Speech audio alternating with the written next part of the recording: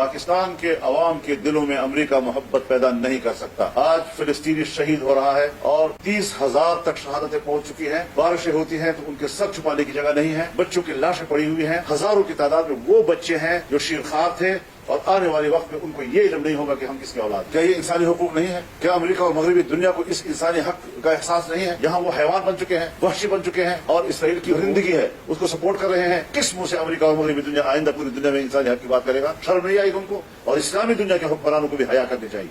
उनकी गैरत और हमीर कहाँ चली गई है कि इस्लामी दुनिया इसमें जो है वो खरगोश के मजे ले रही है। उनको भी उठना चाहिए और खुलकर अपने मुसलमान भाई के साथ खड़ा हो जाना चाहिए। किसी किस्म के उनको मफादात का लिहाज नहीं रखना चाहिए।